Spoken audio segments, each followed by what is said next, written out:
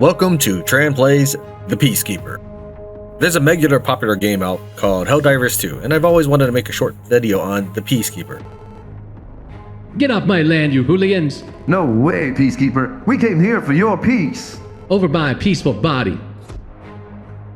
And all of the meme culture surrounding Helldivers reminds me a lot about The Peacekeeper, so here we are.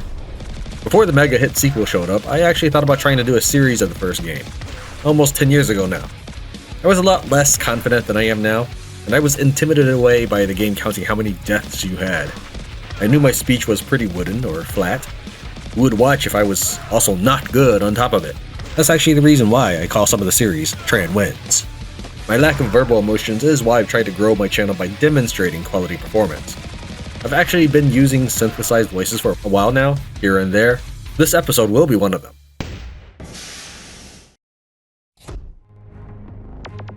AI voices tend to actually be able to express more emotion than me, so any deadness in the voice is more my fault than theirs. For the Peacekeeper, I will have recorded my voice and run them through different methods for each person portrayed. This my axe. Hey, Hank, glad you can make it. This guy is tough. Hey, man, can I ask you a question? Sure, as long as it's not one of your lame axe puns again. It's funny back at the academy, but that was 20 years Who is ago. the singer of Guns N' Roses? Just throw your little knives in there.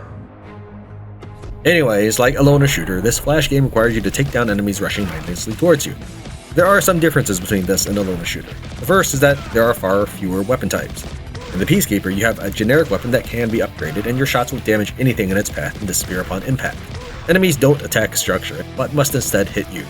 Your soldier's hitbox is pretty generous compared to the attackers, and you will always be in cover if you're not actively firing. Very few weapons can hit you if you're in cover. When throwing grenades, you still count as in cover, but axes, which ignore cover, can still hit you. If it sounds confusing, don't worry about it, this is just going to be a one-shot episode. Flamethrowers, who appear later in the game, can also hit you when you're in cover, but they don't actually aim at you like axe throwers do. What are you gonna do with all the peace? You know, when we get out of here. I don't know, man. Maybe the wife and I can settle down somewhere in the country. Start a family, get a dog, the life, you know? You? I will build a 10-foot-tall statue of myself out of solid peace. Maybe get a piece of the country. I want that too. We could be gods. Your character can maintain position in one of 3 slots. The main gameplay element is balancing your ammunition, that's the blue bar, with prioritizing approaching enemies. There is no reload mechanic here, you just need to gradually recharge. This is a pretty easy game to do with no damage, and you also make more money for having more health. If you are defeated or you abort a round, you get to keep the money that you have earned throughout the wave. As you progress through this game, you unlock a couple more abilities you didn't have at the beginning. A health pack, an EMP, more maximum life, and spread bullets. These upgrades are measured in ranks, which cost more and more cash as they level up. Other than kills and health, you also make money by fulfilling one of 27 objectives, or by attempting to visit one of 2 Facebook pages. None of these are repeatable, so the bulk of your cash will be from kills. If you're wondering how to play Flash games, I'm using something called Flashpoint right now. It was in version 9 when I did Alona, and it's version 12 now. Veteran internet users will be familiar with Flash, but those who started to hang around online after 2017 to 2020 might not be familiar with that era. Flash games were a common form of internet media and gave rise to sites such as Concrete or Newgrounds. In such cases, animated videos were also done through Flash. Nowadays, most videos are done through recording software. Most art is done through Blender, and Flash has been written off as obsolete, outdated, and no longer functional. That's why I have to use something like Flashpoint, which you can think of as an emulator. If you've never heard of Flash, you really should check out Flashpoint. It will expand your horizons on Steam's current shovelware situation when compared to these passion projects from the past, literally made by one person 20 years ago. No one was going to buy these games, so you had to pour in your blood, sweat, and tears to make a free game worth playing.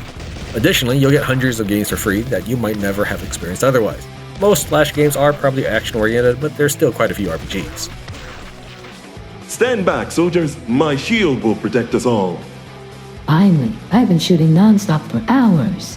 I could, really use a break.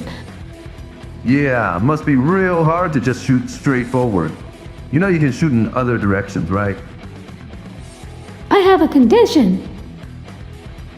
One of the most famous Flash games is the Last Stand series. If you like the Peacekeeper so far, you'll definitely like the first 2 games in the Last Stand series. As with Final Fantasy, sequels to a title denoting the end of something is a little weird, but it makes for some amusing nicknames such as The Last Stand 2, Stand Harder. The third game in the series, The Last Stand Union City, is also a good recommend from me, but is completely different from the shooting defense you're seeing now. If you start a run of Union City, your favorite attributes should be intellect and luck. Don't dump your endurance. For dominant skills, flag smarts, security, and searching. You won't need more than 50 in security, but you should have 35. Union City is a side-scrolling RPG that is good for at least one playthrough. And then there's the fourth game in the series. It might have produced the most money for the developer, but it's also one of the most infamous.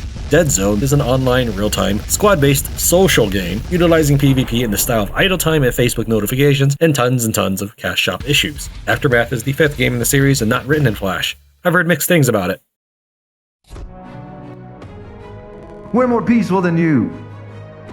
No, I'm more peaceful than you. Dude, what are you, 12? You can't just take what we say and turn a... Die, you violent ruffians! One thing to note is that Flash is notorious for slowdown. All the gore on the screen could slow down even a modern computer, which would normally run things from the late 2000s very easily. If you were having trouble with game performance, you would often right-click the Flash window, then select the lower video quality. The game you're seeing now is done by Berserk Studios.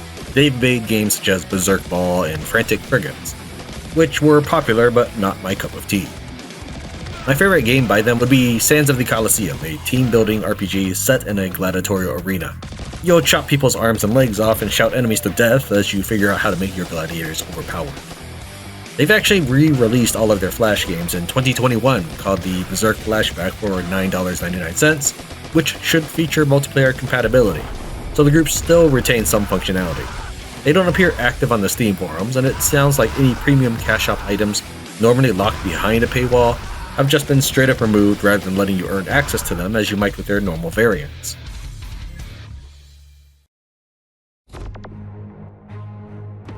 Okay, Frank, this is how you do it. Hey, Peacekeeper, we're just coming in to ask for some sugar. Can we come in? Oh, then in that case, sure. Have a nice warm cup of blood and peace!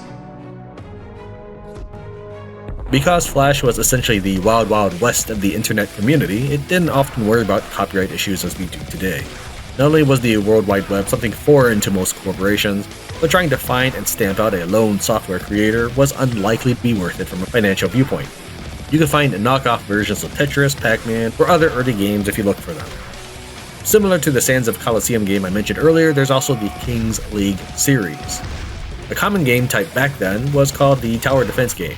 Protector would probably be the only one I'd suggest, but I was also more interested in their My Pet Protector RPG series over the Tower Defense ones.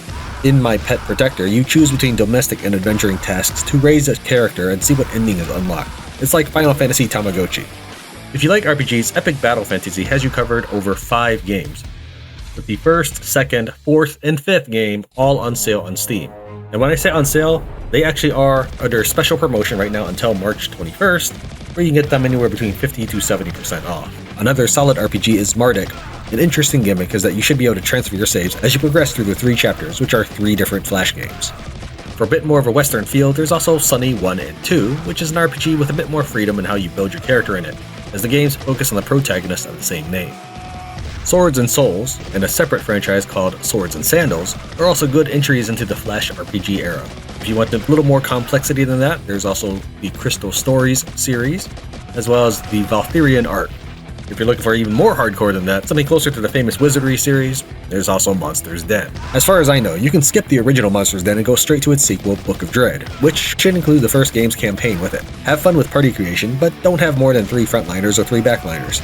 Warriors and Conjurers are considered the strongest classes in the game. Let's make it rain peace.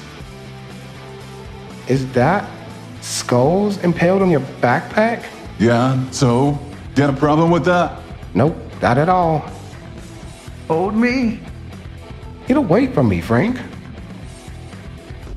In the third Monster's Den game, Chronicles, you select 4 pre-generated characters to create your team, and they can be reused between campaigns.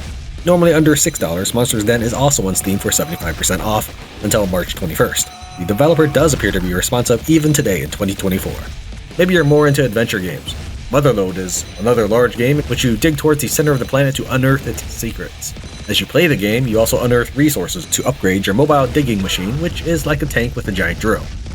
Strategy games more your style? You get several on the Feudalism series or the Warlord series. Or if you're into games where you can shoot stuff, there's quite a few that let you shoot zombies. All Hallows Eve or the Dead Zed series are also good entry points. You can't hide, Peacekeeper. Sooner or later, run and get your piece. You know, we're here too, right? Could have said like hello or whatever. I'm sorry, I don't socialize with dumb people. You can't even figure out how to shoot over a mound of dirt. Alright, have fun with the axe puns then. What? You know what's my favorite game? Actors and Allies. While we're on the topic of zombies, I actually don't care for zombie games, but one of the best zombie games I've seen is Rebuild. The first 2 games are free as Flash games, and the third can be found on Steam, normally for $10, but also on sale for 60% off until March 21st. In a genre pretty much still dominated by Flash, there's an entire category of games tagged as launch. Learn to Fly will be one I remember pretty well. Berserk Ball that I mentioned earlier is also a launch-style game. And one of the first Flash games I remember playing, I don't know how to say this word, but Caravaneer, not sure which I would describe as Fallout meets trading simulation. And there is a more recent game that I can't recall the name of. All the games I've listed before, I did have to look up and try to make sure, double check myself, get the right names and everything, but there's this one I can't quite place just yet. You are piloting a boat, but the boat is on ground. I assume wheels or something. And I think there are characters that you can have to fight RPG style battles. I thought it was like Caravaneer, only in gameplay style or something. I unfortunately I cannot recall more about it, and I was not able to find more information. But if you know the game I'm thinking of, please let me know in the comments below. Now, I'm not saying these games are better than what we have today. I'm just sharing with you some old flavors from the past that were not only free back then and free now, but I also want you to compare them to today's $10 early access titles to these Flash titles from long ago. Do you have Flash games you remember well that you'd like to recommend to future viewers of the video? I'm sure you know what to do. Let's show those youngins the kind of indie games that came out before Steam Greenlight or Steam Early Access. Hey boys, ready to kick some ass? Oh god, not another one. You smell like Axe body spray. Yup, it's pretty badass, don't you think? It's really extreme. I use the maximum dose. I never asked for this. You smell like my bomb. This video that you're watching right now, there have been instances during these transmissions where the portraits have been swapped, or at least not the person that's saying them should be saying them. The final dialogue, I'm picking different individuals, not that I think anybody particularly cares who's voicing what. Nice fail, Carl. Axe it, Harry. Didn't see you do any better. We all did our best. Not our fault he kept getting upgrades. Speaking of which, where exactly did he get those? I haven't seen him leave his hole. Sounds fishy. You know what? Peace this. I'm tired of playing fair. Rain! Fire! Gore! With our combined powers, we are... Epic Boss Mode! While looking up the game, I did come across some other interesting gems that I might check out one day. Endless Sky and Dust to the End, which are also trading games of a sense. Endless Sky being in space and Dust to the End being post-apocalyptic. Neither of these games are Flash, but Endless Sky is free on Steam or GitHub. Dust to the End is normally $12, but at 60% off until March 21st, it is $4.79. One final thing, the last Flash game I did, a Lona shooter, I had discussed with some viewers about the Elin game coming out, and that is currently in alpha right now. Soon to be in beta and then early access. I look forward to trying that out. We've reached the end of this playthrough. If you've made it this far, I'm proud to have you stand by me as a fellow Peacekeeper. I look forward to seeing you in the next video. And so the Peacekeeper defended his peace.